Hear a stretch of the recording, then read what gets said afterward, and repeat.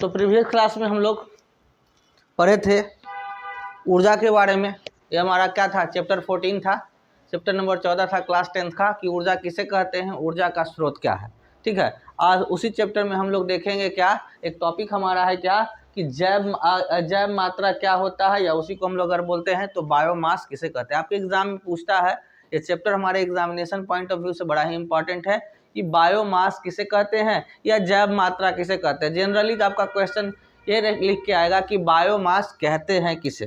Previous classes में हमने बताया था कि जो हमारे कार्य करने की क्षमता को प्रोवाइड करता है, एनर्जी देता है, वो क्या होता है, ऊर्जा होता है। पढ़े थे।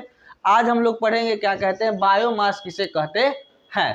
ठीक है, तो बोला गया है क्या, हमारा हेडिंग है क्या है, ऊर्जा के पारंपरिक स्रोतों के उपयोग के लिए प्रौद्योगिकी में सुधार। यानी इसमें यानी कि ऊर्जा का पारंपरिक स्रोत, जो हम लोग पारंपरिक स्रोत क्या था, जो हमारे क्या कहते हैं पूर्वज उपयोग करते आ रहे हैं, वो क्या है, पारंपरिक स्रोत है। और गैर पारंपरिक जो हम लोग आज आधुनिक रूप में उपयोग कर रहे हैं, जो कि हमने प्रीवियस में इसकी चर्चा की थी। आज हम लोग बायोमास के बारे में जानेंगे कि बायोमास किसे कहते हैं।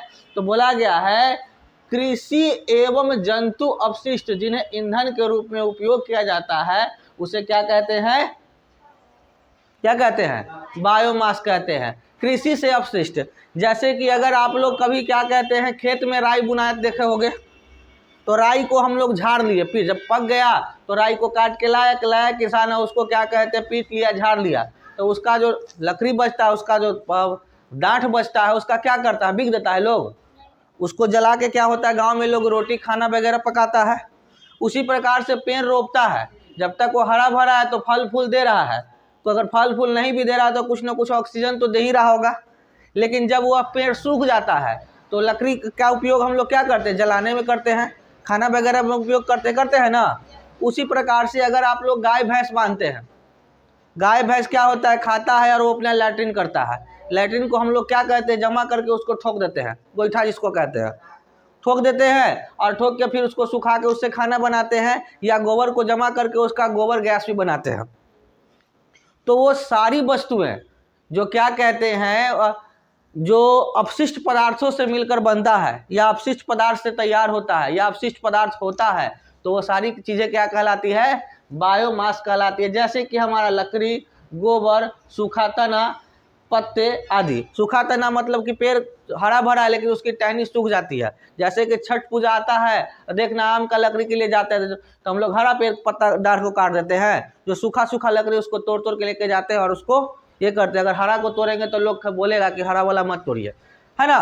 तो सूखा होता है, बस उसको लाइए, बस थोड़ा रख दीजिए और उसको जलावन के रूप में उपयोग कर सकते हैं। तो पत्तों का भी उपयोग कर सकते हैं। ये सभी क्या है, तो बायोमास का सबसे अच्छा उदाहरण है। बोला गया क्या कि कृषि या जंतु से जो भी, यानी खेती बाड़ी से या पेड़ पौधों से, या आपका क्या कहते हैं जानवरों से जो अपशिष्ट पदार्थ, यानी जो फालतू सा कचरा पदार्थ होता है, कचरा होता है, उसका उसी को हम लोग क्या कहते हैं, बायोमास कहते हैं। उदाहरण में क्या है, कपड़ा, लकड़ी, कपड़ा करे लकड़ी है, गोबर है, पत्ता है, टहनी है पेड़ की, ये सारी चीजें क्या कहलाती है, बायोमास कहलाती है। कोई दिक्कत नहीं ना। उसके बाद आता है, अब आगे की ओर चलते हैं इसमें कि लकड़ी के बारे में जानते हैं कि लकड़ी जैव मात्रा का एक रूप है जिसे हम लंबे समय से ईंधन के रूप में प्रयोग करते हैं। तो आज के डेट में कोई ऐसा व्यक्ति होगा जो लकड़ी नहीं जानता होगा। वुड लकड़ी जो भी है, इंग्लिश मीडियम वाले हैं तो वुड कहेंगे और हिंदी मीडियम वाले लकड़ी कहेंगे। लेकिन इंग्लिश मीडियम वाले हो या हिंदी मीडियम वाले हो, हिंदी मीडियम वालों को हो सकता है मैं भी कह दे तो वुड ना समझे, लेकिन वो समझ जाएगा या दोनों समझ जाएगा। हमें हिंदी इंग्लिश मीडियम को नहीं करना। बस लकड़ी ऐसी वस्तु है जिसको कहीं ना कहीं सब लोग जानता है। आज उसके बारे में जानते हैं कि लकड़ी है क्या। तो बोला गया है लकड़ी जैव मात्रा का एक रूप है। जैव मात्रा मतलब बायोमास का एक रूप है। ठीक है, उसके बाद बोला गया जिसे लंबे समय से ईंधन के रूप में प्रयोग किया जाता है। लकड़ी से हमारे दादा परदादा की बात करें या उनके भी दादा परदादा की बात करें तो लकड़ी से पर खाना बनाने का प्रथा चल रहा है, या कुछ भी चलो। तो अगर हम लोग हमारे समाज में कुछ नहीं, एक छठ पूजा बहुत पावन पर्व है ना। तो छठ पूजा में जो प्रसाद बनता है तो कौन सी के लकड़ी से बनता है, आम के लकड़ी से। तो छठ पूजा आज से चला आ रहा है, हमारे पूर्वज भी करते आ रहे हैं। तो पहले के लोग आज की तरह गैस और क्या कहते हैं इलेक्ट्रिक चूल्हा पे खाना नहीं बनाते थे। पहले के लोग गोबर और क्या कहते हैं लकड़ी को ही जमा करके सुखा करके उससे खाना बनाते थे। तो हम लोग हमारे पूर्वज ही इसका उपयोग करते आ रहे हैं जैव मात्रा के रूप में। कोई दिक्कत? अब उसके बाद आता है कि लकड़ी से खाना हम लोग बनाते हैं, तो चलो भाई बना तो लेते हैं, लेकिन उसके लॉस क्या होते हैं? तो बोला है जलाने पर बहुत अधिक धुआं उत्पन्न करता है जो स्वास्थ्य एवं पर्यावरण के लिए हानिकारक है। अब लकड़ी पर खाना बनाएगा तो उससे धुआं निकलेगा, और धुआं क्या है? कार्बन डाइऑक्साइड है, कार्बन छोड़ेगा। तो कार्बन छोड़ेगा तो वो अगर हमारे फेफड़ों में आएगा तो फेफड़ा खराब होगा, ठीक है। चारों ओर प्रदूषण फैलेगा तो उससे भी दिक्कत होगा। तो लकड़ी से बनाते तो हैं, अच्छा भी होता है, में भी सस्ता भी होता है गांव में, लेकिन शहर में तो सस्ता भी नहीं होगा क्योंकि वहाँ लकड़ी भी महंगा मिलता है। लेकिन गांव में अगर बोला तो लकड़ी सस्ता है, बनाते हैं, लेकिन क्या कहते हैं वो हानिकारक होता है, क्योंकि वह क्या कहते हैं पर्यावरण को दूषित करता है, और उससे जो कार्बन निकलता है वो उस बनाने वालों को भी क्षति पहुंचाता है और आसपास वालों को भी क्षति पहुंचाता है। अब जहाँ पर गैस पे खाना बन रहा है, वो लकड़ी पर खाना बन रहा है, सफोकेशन मतलब बेचैनी कहाँ होगा सांस लेने में? लकड़ी पे, क्योंकि वहां से उससे जो धुआं निकल रहा है। देखते हो कभी कभी लकड़ी पे खाना बनाते हो या बनाए हो? तुम लोग बनाए हो तो देखना, जब नहीं जलता है तो करते हो, फूकते ना हो जी, तो फूकते फूकते दम कभी कभी सांस सूख लेता करे लगते हो, ठीक है। और कभी कभी लहरता नहीं है, नाक उक सब लहरने लगता है, धुआं क्योंकि अंदर चल जाता है। तो नाक क्यों लहरने लगता है? कि जब वो अंदर चला जाता है तो अंदर क्या कहते हैं ऑक्सीजन की मात्रा कम जाती है और कार्बन डाइऑक्साइड की मात्रा बढ़ जाती है, जिस कारण से नाक लहरने लगता है और सांस लेने में भी दिक्कत होता है, जिससे हमें सफोकेशन फील होता है। तो लकड़ी के जलाने से क्या होता है? प्रदूषण ही फैलता है, पर्यावरण दूषित होता है, ठीक है। फिर बोला गया अधिक उष्मा का न देना। अगर बोला जाए अब धुआं भी कर देता है ज़्यादा और क्या कहते हैं ताप भी कम देता है, तो मेहनत भी ज़्यादा और प्राप्त कम कर रहे हैं। सस्ता है तो चलिए ठीक है, लेकिन क्या कहते हैं जला रहे हैं, हाली जलू ना रहा है, फूंक रहे हैं, फिर तनी मनी उन्ने गए, फिर भूत गया, फिर फूंक रहे हैं, तो काफ़ी समय भी लगता था, परेशानी भी होता था। आज के डेट में अगर आप क्या कहते हैं आपके घर में इलेक्ट्रिक चूल्हा है या गैस चूल्हा है तो आप बस तुरंत खाना बना लेते हैं, सीधा है ना। तो खाना बना लेते, 1 घंटा में कोई अगर गेस्ट गया तो तुरंत आप खाना बना के दे दिए। लेकिन पहले के समय में अगर क्या कहते कोई आ जाता था गेस्ट तो खाना बनाना एगो पर्वत हो जाता था। क्यों? क्योंकि अब बस जाते हैं, लाइटर जलाते हैं, गैस ऑन करते हैं और आपका चूल्हा जल जाता है और बड़े ही आसानी से खाना बना लेते, कोई धुआं नहीं। लेकिन पहले अगर क्या कहते हैं की तरह पहले आग जलाएगा या कोयला जलाएगा तो क्या होगा, इतना ना धुआं निकलेगा कि वो गेस्ट कहेगा कि खाए से अच्छा हम भूखे रहेंगे, इतना धुआं है, लोर पूरा चूने लगता है आँख से। तो ये समस्याएं थी, मतलब उष्मा कम देती थी, ये भी इससे हानियाँ थी। बोला गया अतः उपकरणों की तकनीकी में सुधार करके परंपरागत ऊर्जा की दक्षता की बढ़ाई जा सकती है, जैसे कि लकड़ी के चारकोल बनाना। बोला गया है क्या कि ये सब क्या कहते हैं लॉस तो था, लेकिन अगर चाहे तो लकड़ी का चारकोल बना। लकड़ी लहरने में दिक्कत करता था, लेकिन लकड़ी का चारकोल समझते हो? भूसा समझते हो? भूसा देखो झोंको दम धाए धाए लहरेगा। कभी घर में क्या कहते धान वगैरह उसनाता होगा या अगल बगल देखे होगे, तो धान उसनाता है तो तसला पर रखल है, मार के दम भूसा झोंक रहा है, धर धर पूरा लहर रहा है, धाए धाए लहर रहा है। तो लकड़ी की अपेक्षा चारकोल क्या होता है, ज़्यादा से ज़्यादा लहरता है, ज़्यादा से ज़्यादा ताप देता है, और ज़्यादा लहरेगा तो धुआं कम देगा तो प्रदूषण कम होगा, है ना। तो बोला गया है क्या कि आधुनिक तकनीक का अपना के क्या किया गया कि लकड़ी का उपयोग करके कम से कम प्रदूषण करके ज़्यादा से ज़्यादा उससे उष्मा ताप प्राप्त करके उसका अधिक से अधिक उपयोग किया गया। कोई दिक्कत?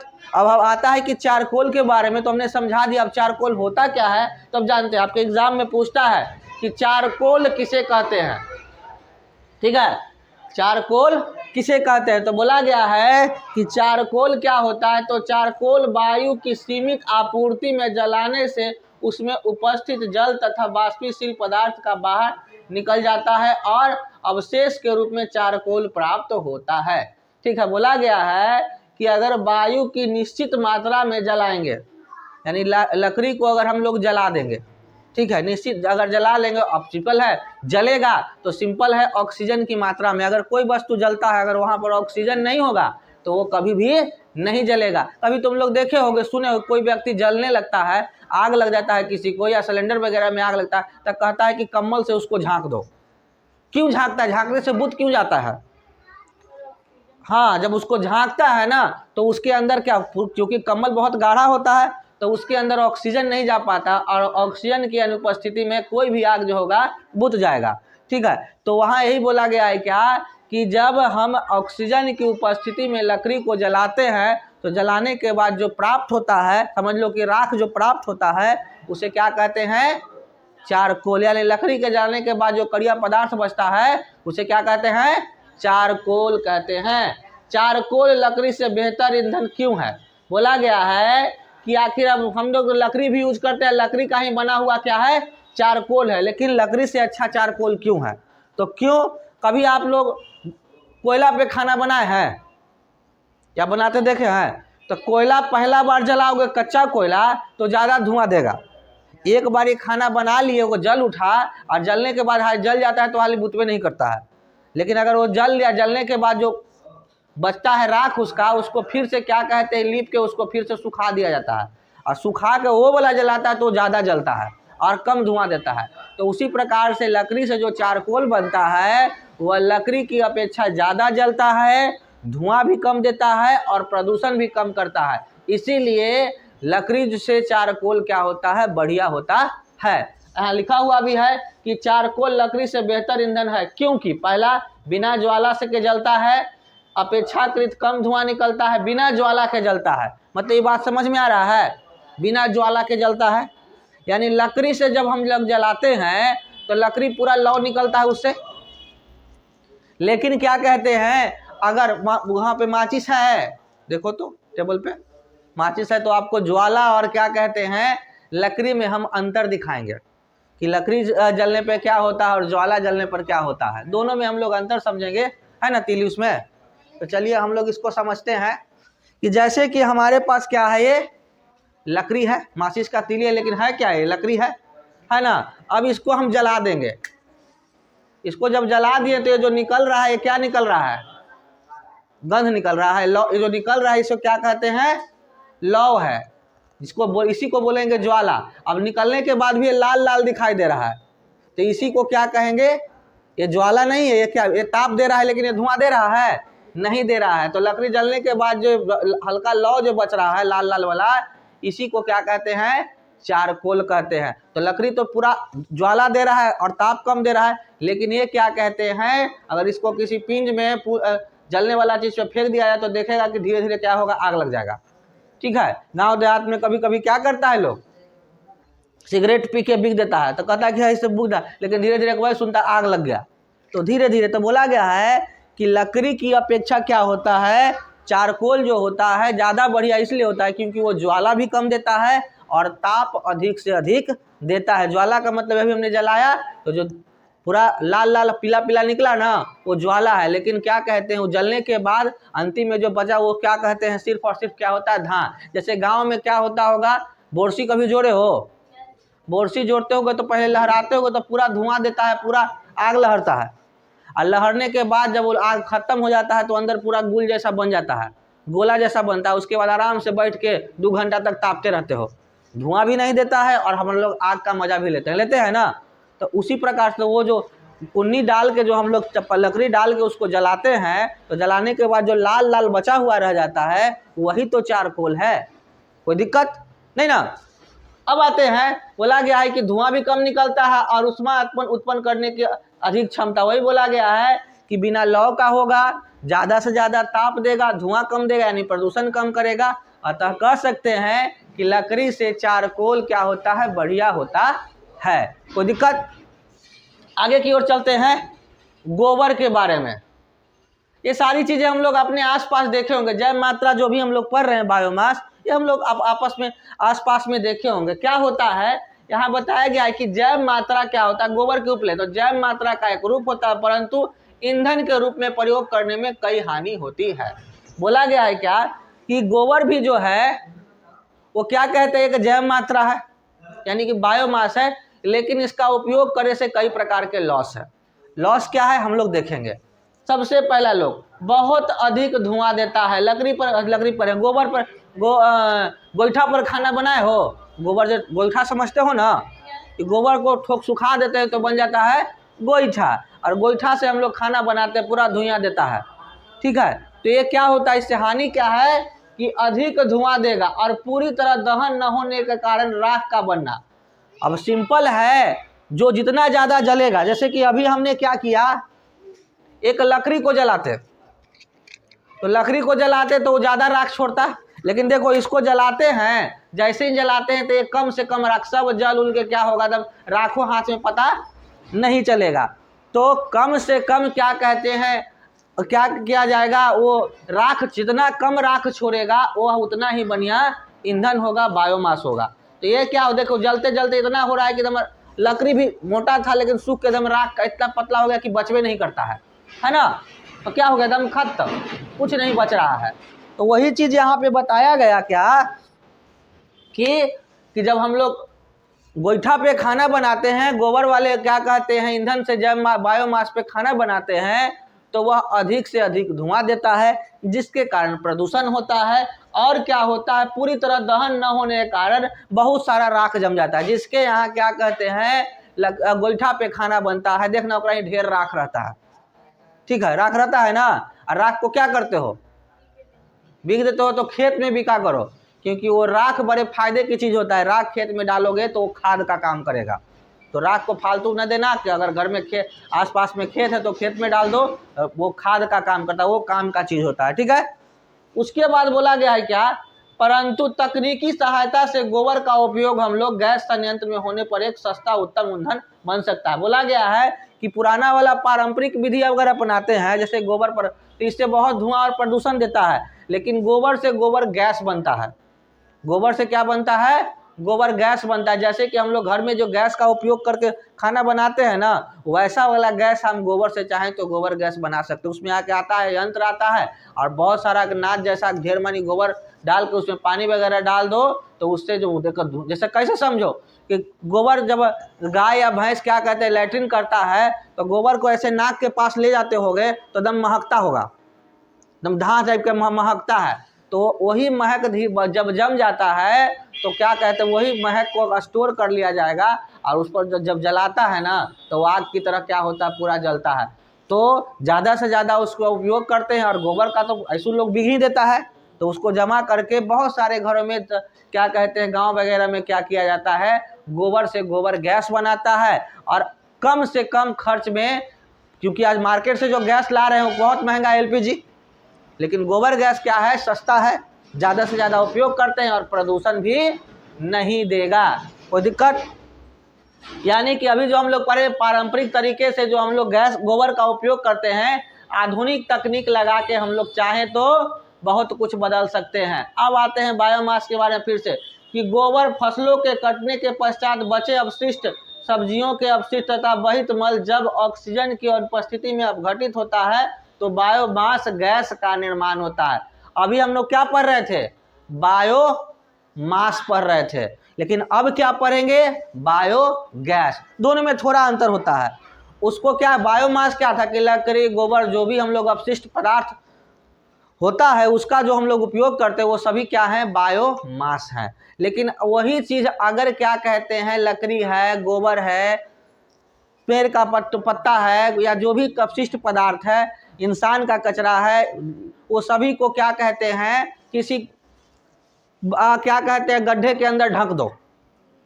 ठीक है, और गड्ढा के अंदर ढकने के बाद सड़ने गलने के बाद जब वहाँ पर हवा की अनुपस्थिति में, यानी वहाँ पर हवा नहीं होगा, उपस्थिति मतलब हवा होगा, और अनुपस्थिति मतलब हवा वहाँ पे नहीं होगा। हवा की अनुपस्थिति जब उसको छोड़ देते हैं तो सड़ गल कर क्या हो जाता है, बायोगैस का निर्माण करता है। ठीक है, जो भी कचरा पदार्थ, ठीक है, चाहे वो पेड़ पौधा का हो, गोबर हो, या जो भी हो, जब उसको डाल देते हैं और उसको पूरा ढक देंगे तो उधर वहाँ पर हवा जाएगा। कुछ इस तरह से समझ लो, घर में क्या कहते हैं, शौचालय होगा, लैट्रिन शौचालय होगा, तो उसमें क्या कहते हैं, लैट्रिन का टंकी होता है, जिसमें लैट्रिन को रखा जाता है। जब लैट्रिन हम लोग अपना क्या कहते हैं, बाथरूम या लैट्रिन में अगर लैट्रिन करते हैं तो वो नली के थ्रू क्या होता है, पाइप के थ्रू वो टंकी में चला जाता है। तो टंकी क्या होता है, उसके अंदर उसके ऊपर से प्लेट से ढका हुआ रहता है, तो उसके अंदर ऑक्सीजन जाता है, नहीं जाता है। तो वैसा ही क्या कहते हैं, एक टंकी बना दिया जाता है और उसको ढक दिया जाता है, तो वो धीरे धीरे धीरे धीरे क्या होता है, वो सर गल के क्या होता है, उससे गैस निकलता है। अब कैसे, तो कभी कभी आप लोग घर में जो टंकी, जो लैट्रिन शौचालय का टंकी देखे होंगे, टंकी से वो गैस वाला पाइप निकाला हुआ रहता है, उस पाइप के पास नाक दीजिएगा, एकदम महकेगा गंदा, तो क्या होता है, गैस ही तो निकलता है। तो वैसा ही जब गोबर वगैरह कचरा वगैरह रख देते हैं तो वो भी गैस होता है। आप चाहें तो उस गैस, जो लैट्रिन शौचालय का जो गैस होता है, उससे भी चाहें तो आप खाना बना सकते हैं, वो भी गैस की तरह जलेगा, ठीक है। लेकिन हम लोग उससे, हम लोग को मन नहीं भरता है तो कहते हैं कि ना, उससे हम लोग नहीं करेंगे। लेकिन गोबर से और लकड़ी वगैरह से सड़ गल के जो बनता है तो उसका उपयोग हम लोग करते हैं, ठीक है। अब होता है कि उसका उपयोग से हानि क्या है, तो बिल्कुल उससे कोई हानि नहीं होता है। तो जब हम लोग इन सारी अपशिष्ट पदार्थों को वायु की उपस्थिति में ढक के रख देते हैं, तो कुछ दिन के बाद, सड़ने गलने के बाद क्या होता है, तो एक गैस का निर्माण होता है जिसे हम लोग बायोगैस कहते हैं, ठीक है। बहुत सारे लोग गांव में जो होते हैं, घर में शौचालय बना लेते हैं, ठीक है, और शौचालय बनाएगा लेकिन शौचालय में शौच करने नहीं जाएगा। काहे ऐसा करता है पता है, काहे ऐसा करता है, इसलिए नहीं जाता है क्योंकि भर जाएगा, तो खाली कि कोई हित नाता आएगा ना, तो वही में जाएगा, खाली सुविधा के रूप में है, चाहे इमरजेंसी के रूप में है, रोज रोज जाएंगे तो हमारा वो शौचालय भर जाएगा। तो ऐसा अगर कोई सोचता है तो बिल्कुल गलत सोचता है।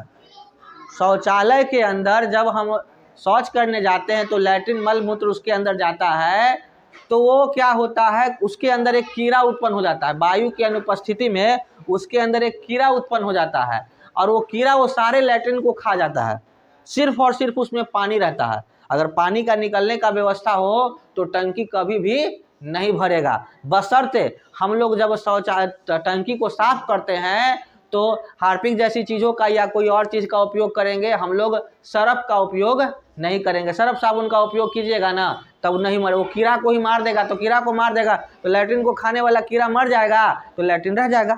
लेकिन इसीलिए हम लोग अगर क्या कहते हैं, ब्लीचिंग पाउडर वगैरह से साफ़ कीजिए, हार्पिक वगैरह से साफ़ कीजिए, जिससे क्या होगा कि कीड़ा नहीं मरेगा, आपका शौचालय का जो प्लेट जो होता है वो भी आपका गंदा नहीं रहेगा, और वो अंदर का कीड़ा सारे लैट्रिन को खा जाता है, और अंदर सिर्फ और सिर्फ पानी बचता है, और पानी नाली के थ्रू बाहर निकल जाता है, और टंकी कभी भी नहीं भरता है। तो अगर कोई मूर्खता बस आपके आस पड़ोस में लैट्रिन टंकी को भरने के चलते लैट्रिन नहीं जाता और बाहर जाके गंदा करता है, तो उसे समझाइए कि भैया, बाबू, चचा, चाची, ये आप जो सोच रहे हैं कि भर जाएगा, तो कभी नहीं भरेगा। बस लैट्रिन करते समय, शौच करते समय उसमें पानी अधिक से अधिक डालिए, और क्या कहते हैं, सरफ से क्या कहते हैं, लैट्रिन शौचालय को साफ नहीं कीजिए, उसको ब्लीचिंग पाउडर से साफ कीजिए, एसिड से साफ कीजिए, हार्पिक से साफ कीजिए, तो आपका शौचालय कभी भी नहीं भरेगा, समझे।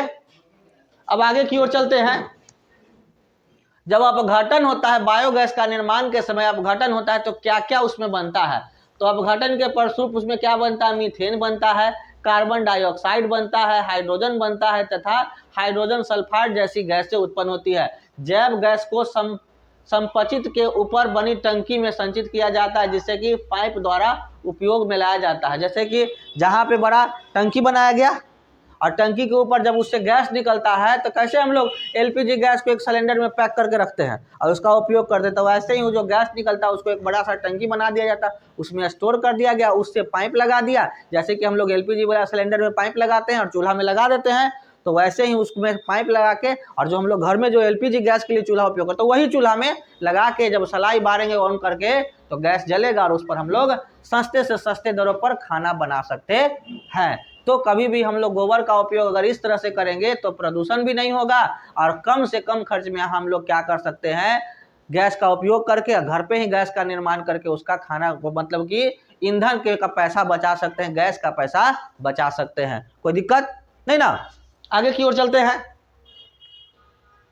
अब आता है बायोगैस बनाने की विधि, कि बायोगैस बनेगा कैसे, तो एक एक करके स्टेप बाय स्टेप हम लोग समझेंगे कि चाहे तो आप अपने घर पे भी बायोगैस बना सकते हैं। कैसे बनाएंगे, तो बोला गया है कि जैव गैस बनाने के लिए मिश्रण टंकी में, मिश्रण टंकी मतलब कहाँ, जहाँ पे हम लोग क्या कहते हैं, टंकी बना, जैसे कि शौचालय के लिए जो टंकी बनाता है वैसा ही एक टंकी बनाए रहते हैं जिसमें हम लोग कचरा, मल मूत्र, गोबर, ये सारी चीज़ें उसके अंदर डालेंगे। ठीक है, तो बोला गया है मिश्रण टंकी में गोबर तथा जल का एक गाढ़ा घोल बना ले। यानी जो गोबर आपका जो घर का आपका जो जानवर होता है, जीव जंतु है, वो गोबर निकालता है, उसको क्या उसमें डाल के उसमें क्या कहते हैं पानी डाल देंगे, और पानी डाल के उसके अंदर क्या होता है, आता है मशीन, जिसको पूरा घोर देंगे तो पूरा पतला हो जाएगा। वो घोलने के बाद क्या है कि जिसके कर्दन कहते हैं, जिससे मतलब घोलने का जो प्रक्रिया होता है जिसमें गोबर और पानी को मिलाकर पूरा घोल देते हैं। कैसे?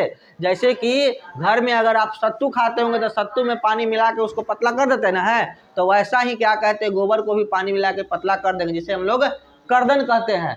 और बनाया जाता है जहां पर इसे संपाचित में डाला जाता है, मतलब कि जहां पर वो जो टंकी है उसमें क्या किया जाता है, डाल दिया जाता है। डालने के बाद क्या होगा, ये पहला स्टेप हुआ।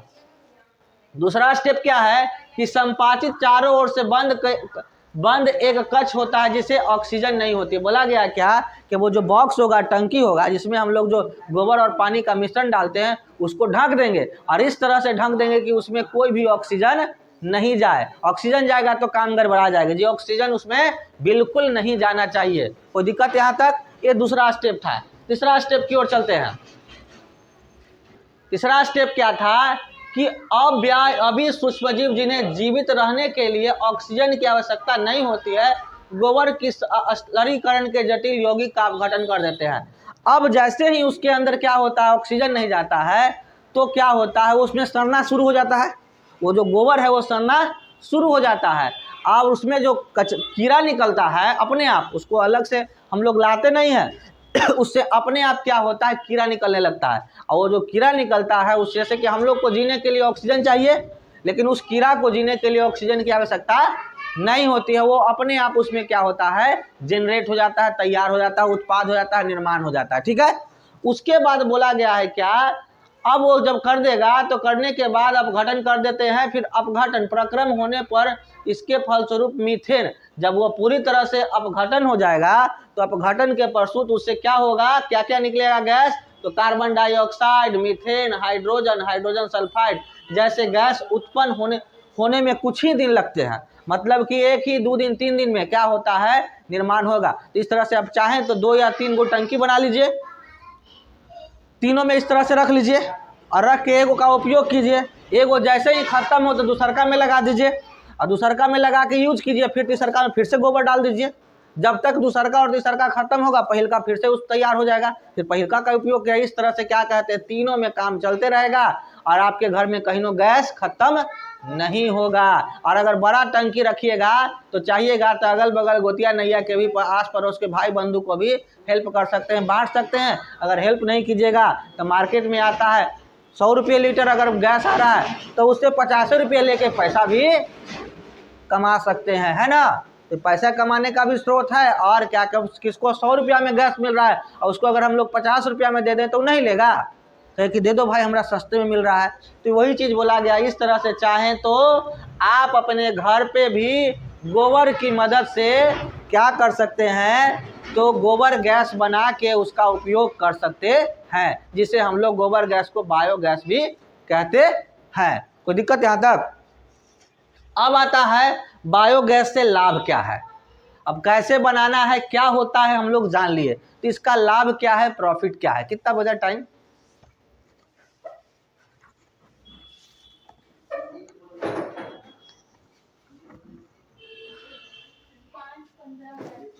तो इसका लाभ क्या है। लाभ हम लोग समझेंगे कि जैव गैस एक उत्तम ईंधन है क्योंकि इसमें से 75% तक मीथेन गैस निकलता है। बोला गया है बायोगैस जो होता है, जिसका निर्माण अभी हमने देखा, वह एक बहुत बढ़िया ईंधन है। ईंधन करने का मतलब जलाने के लिए, भोजन पकाने के लिए सबसे बहुत बढ़िया स्रोत है। क्यों? क्योंकि इसका जितना जो रहता है उसका 75% मीथेन होता है, और मीथेन ही तो मुख्य रूप से जलाने का काम आएगा। तो बोला गया है कि मीथेन होता है और धुआं उत्पन्न किए बिना जलता है। ये जो जिस तरह से आप जो एलपीजी गैस जलाते हैं तो धुआं नहीं करता, उसी प्रकार से हमारा जो गोबर गैस भी होता है, बायोगैस भी होता है, वो बिना धुआं किए हुए एकदम उसी प्रकार से जलता है। कोई दिक्कत? आप चाहें तो घर पे भी गोबर गैस का उपयोग करके बना सकते हैं, कर सकते हैं। फिर बोला गया है क्या, जलने के पश्चात कोयला तथा लकड़ी की भांति राख जैसा अपशिष्ट शेष नहीं बचता। जैसे घर में आप लकड़ी जलाते हैं, कोयला जलाते हैं, खाना बनाते हैं, तो क्या कहते हैं, कचरा बचता है ना जी। लेकिन घर में आप गैस पर खाना बनाते हैं, टंकी में कुछ बच जाता है या चूल्हा पर कुछ बचल रह जाता है, कुछ नहीं ना बचता है। तो उसी तरह से बायोगैस भी जलाइएगा तो कचरा कुछ बचबे नहीं करेगा, सब यूज में आ जाएगा। यानी कि घर का कचरा से भी हमने गैस बना के उसका भी उपयोग किया और कुछ भी नहीं बचा, तो सोचो जो कचरे का भी उपयोग कर ले उससे उत्तम कुछ हो सकता है, नहीं है। तो बोला गया है कि बायोगैस के सारे क्या है, लाभ है। दूसरा अगला लाभ क्या है कि तापन क्षमता उच्च होता है, मतलब ये ज़्यादा से ज़्यादा टेम्परेचर देता है। अगर लकड़ी और कोयले के जलाने का टेम्परेचर अगर नापा जाए तो उससे ज़्यादा टेम्परेचर कौन देता है, ताप कौन देता है, तो यह तुम्हारा बायोगैस देता है। फिर उसके बाद बोला गया है इसका प्रयोग क्या कहते हैं, गैस का प्रयोग प्रकाश के स्रोत के रूप में किया जाता है। अब सिंपल है, जो प्रकाश देगा, मान लेते जो जलेगा तो उष्मा देगा, तो साथ ही साथ प्रकाश भी देगा ना। अब नहीं तो आप घर पे एलपीजी गैस जलाइएगा, चूल्हा जलाएंगे, अंधारा घर में किचन में आप जलाइएगा, तो क्या उसके आसपास इंजोरा नहीं हो जाता है। तो आप चाहे तो उसका इंजोरा भी कर लेते हैं। जैसे कि एलपीजी का गैस लोग घर में पहले के ज़माना में क्या होता है, उससे गैस भी जलाता था, जो लाइट बजाने शादी वगैरह में उपयोग में लाता था। लेकिन आजकल तो सब इमरजेंसी और इन्वर्टर और लाइट का, एक इलेक्ट्रिसिटी का ज़माना आ गया, तो उसका उपयोग नहीं किया जाता। तो इसको भी आप प्रकाश के रूप में उपयोग में ला सकते हैं। किसको, बायोगैस को, बिल्कुल सही। फिर बोला गया है क्या, संयंत्र में शेष बची स्लरी नाइट्रोजन तथा फास्फोरस प्रचुर मात्रा में होती है, जो कि एक उत्तम खाद के रूप में उपयोग होगा। जो निकला उसके अंदर बायोगैस मीथेन, उसको हम लोग गैस के रूप में उपयोग किए, और अंदर जो टंकी में कुछ बचा उसको क्या किए, उठाए और डाल दिए खेत में। तो खेत में डाले तो बन गया क्या, खाद। तो जैविक खाद भी बन गया, मतलब आम के आम और गुठलियों के दाम, मतलब इससे फायदा ही फायदा है, नुकसान कुछ भी नहीं है। तो इस तरह से हम लोग क्या किए, तो बायोगैस का क्या कहते हैं, उपयोग, उसके लाभ, उसके फायदे हम लोग देखे। लेकिन एक सीमित मात्रा में हम लोग बायोगैस का उपयोग करते हैं। तो थोड़ी बहुत सीमाएं पढ़ लेते हैं, ऐसे इसका कोई ज़रूरत नहीं, लाभ ही पूछता है, लेकिन सीमाएं भी हम लोग देख लेते हैं, जान लेते हैं। मैं भी पूछ ले कि हानि के रूप में या क्या होता है। तो बोला गया है क्या कि बायोगैस दोहन की सीमा अधिक प्रारंभिक लागत, अत्यधिक मात्रा में गोबर की खपत और रख रखाव पर अधिक खर्च। बोला गया है क्या कि ये अच्छा तो है, लेकिन रख रखाव में टेंशन है, गोबर उतना समेटना, पूरा एक जगह लेगा, पूरा एरिया लेगा। जगह आज के महंगाई के दौर में जगह तो छोटा सा रहने के लिए नहीं है, तो गोबर गैस के लिए कहाँ से बनाए। तो जगह का प्रॉब्लम है, रख रखाव का प्रॉब्लम है, और थोड़ा का अगर हिसाब किताब से जोड़ा जाए तो थोड़ा सा महंगा और परेशानी वाला होता है। इसीलिए इसका उपयोग ज़्यादा से ज़्यादा क्या कहते हैं, सक्सेसफुल नहीं हुआ। कम से कम लोग इसका उपयोग करें। गांव में इसलिए इसका उपयोग करते हैं क्योंकि गांव में लोगों के पास बहुत ज़मीन है, तो उसका उपयोग कर लेते हैं। लेकिन शहरों में अगर उपयोग करेगा तो रहने के लिए तो घर नहीं है, तो कहाँ से उपयोग करेगा, है ना।